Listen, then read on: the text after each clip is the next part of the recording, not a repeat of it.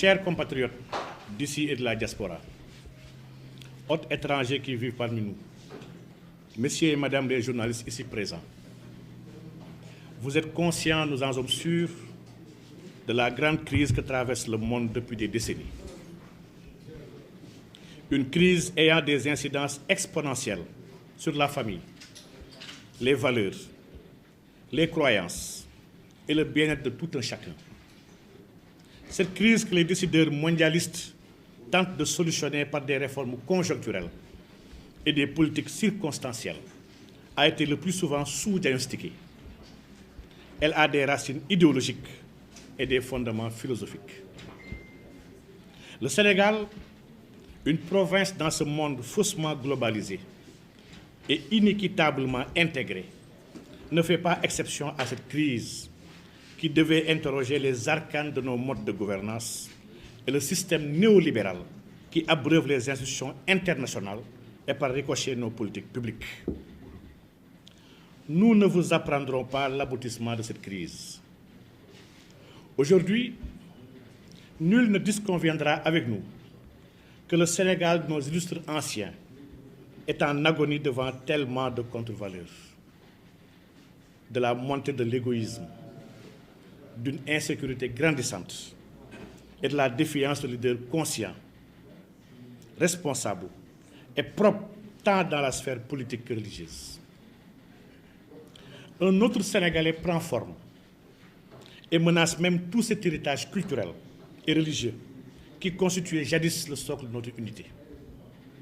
Le Rassemblement pour la vérité, Anne Sideg, a eu le temps, pendant 7 années de timide existence, d'étudier nos systèmes de gouvernance, d'analyser les acteurs politiques, de constater la précarité que subit le peuple du fait de l'irresponsabilité de ses dirigeants, mais surtout l'adaptation des politiques déroulées et des institutions importées.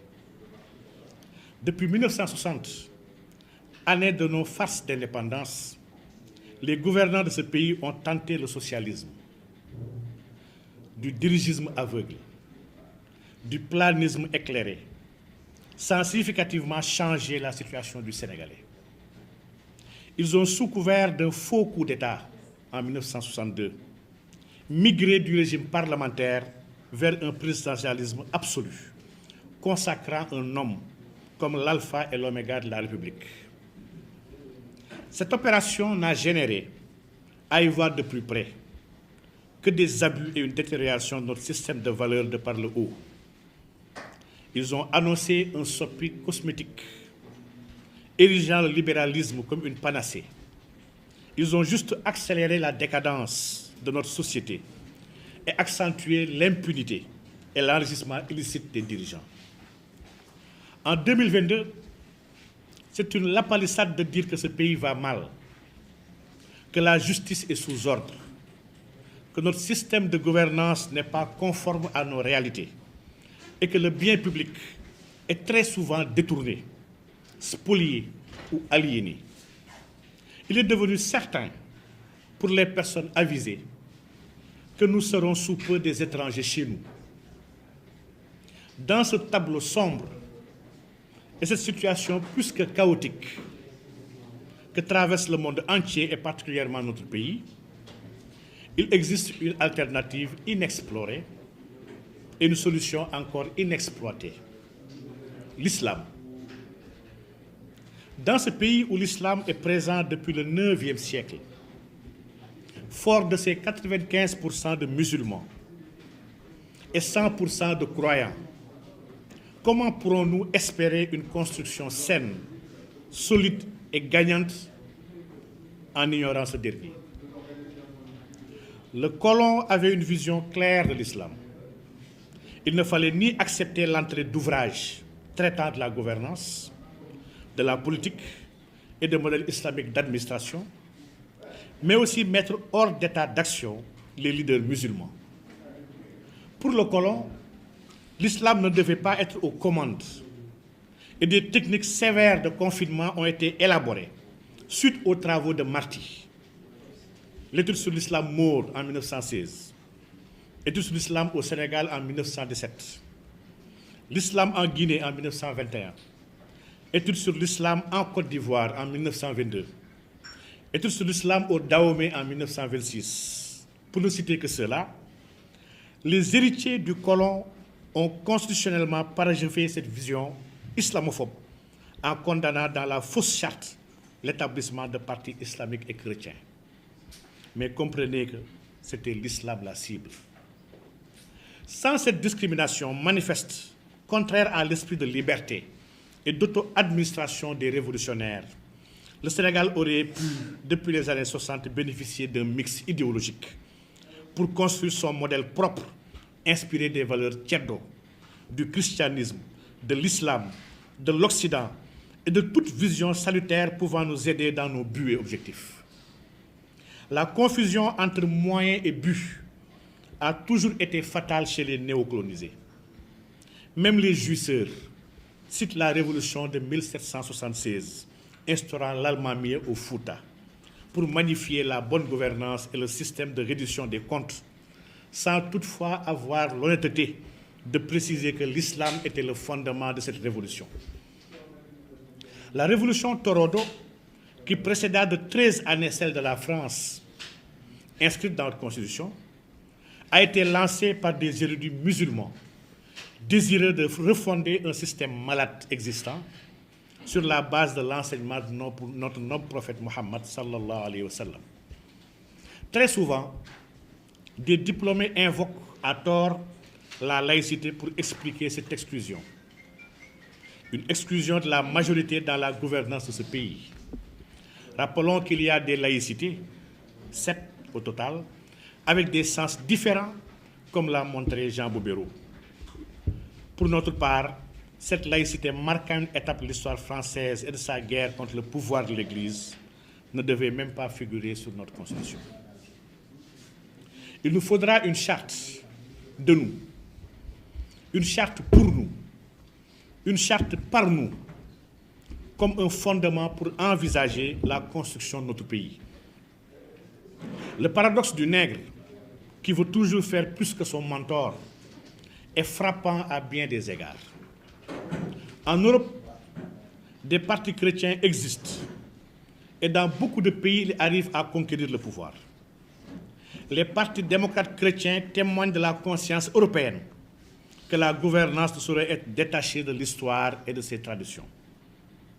En effet, le christianisme a marqué positivement l'évolution de l'Europe, chantre de la démocratie, qui est l'inspiratrice à moult égards de nos pseudo-États. La France, qui est souvent citée en référence par les neurocolonisés, admet un parti politique nommé UDF, dirigé par Najib Azergui. L'UDF signifie l'Union des démocrates musulmans français. Ce parti participe à toutes les élections, même les législatives passées. Cette France qui a créé la laïcité et qui abreuve idéologiquement nos colonisés admet des partis musulmans. Ceci était notre première interrogation. En Belgique, le parti Islam, qui est l'acronyme d'intégrité, solidarité, liberté, authenticité, moralité, dont Redouane Ahrouch est l'un de ses fondateurs, décroche des sièges au municipal et revendique sa ferme intention d'appliquer la charia s'ils reçoivent les votes des Flamands. Les pays avancés donc ont compris que l'idéologie et les croyances ne sauraient être écartées de la gouvernance d'un pays. Dans les pays avancés, puiser dans une religion n'est pas un délit, contrairement au Sénégal où les organisations islamiques et les congrégations soufis sont antérieures à l'État moderne, qui date, je le rappelle, de 1958. Nous l'affirmons sans ambiguïté. Nous ne sommes pas des terroristes, mais des réformistes. Nous ne croyons pas à la violence, mais à la connaissance. Nous sommes des islamistes conscients que la paix est le plus grand des trésors, conformément à l'enseignement de notre modèle, Sayyidina Muhammad sallallahu alayhi wa sallam. Dans la religion islamique, la salutation est paix sur vous. La fin de la prière est paix sur vous. Notre formule de revoir est paix sur vous. Comment ne pas vouloir la paix Alors, leur modeste contribution dans la construction d'un Sénégal meilleur, conforme à leurs croyances et capable de relever les défis de l'heure, se sont rassemblés pour œuvrer à travers le Rassemblement pour la vérité And Si Dëgg. Pour être précis, notre référence est le prophète Mohammed sallallahu alayhi wa sallam. Et notre modèle ou idéologie s'appelle le juste milieu. C'est une tropicalisation des valeurs islamiques sur notre patrimoine ancestral compatible avec notre foi en termes de valeurs et de principes. Nous avons l'ambition de construire un modèle économiquement sain et un système juridique qui ne discriminera pas les musulmans. L'islam n'a jamais eu de problème avec les gens du livre, qu'ils soient chrétiens ou juifs. Notre objectif est d'abord de permettre à tout individu, quelle que soit sa croyance, de vivre en paix, dans l'équité et dans l'épanouissement. Depuis des années, nous étions beaucoup plus dans l'analyse et les études afin d'affiner notre action. Aujourd'hui, nous pouvons affirmer sans risque de nous tromper que la majorité de ceux qui s'abstenaient aux élections ne voyaient pas d'offre politique correspondant à leur vision. Eh bien, nous sommes cette offre.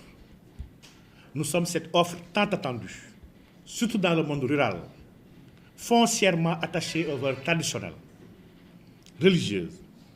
Nous restons persuadés que le Sénégal est une terre bénie, une terre de grands réformateurs. D'éminents hommes y ont séjourné et une grande production sous-utilisée s'y trouve. Nous nous réclamons les héritiers de nos illustres anciens, Cheikh Omar Foutiyou, Maodo, Bamba, Limamou, Cheikh al-Islam et tous les autres érudits ayant nourri cette ambition d'asseoir la vision du prophète, bien traduite par Seydina Omar al-Farouk, radiallahu ta'ala anhu. Nous ne sommes ni de gauche, ni de droite, ni du centre. Nous restons attachés au livre et cheminons sur la Sirat al-Mustaqim. Autant dire que nous sommes en phase avec le haut pour un monde bas plus stable. Nous serons sur le terrain, Inch'Allah, pour présenter notre offre aux populations et nous travaillerons pour préparer les prochaines échéances électorales que nous croyons décisives dans la trajectoire actuelle de notre pays. Nous avons un RV avec l'histoire, un devoir envers nos pieux prédécesseurs et une responsabilité envers nos descendants. Qu'Allah nous assiste, qu'Allah nous accorde la victoire. Louange à Allah, le Seigneur des mondes. Donc, je vous remercie.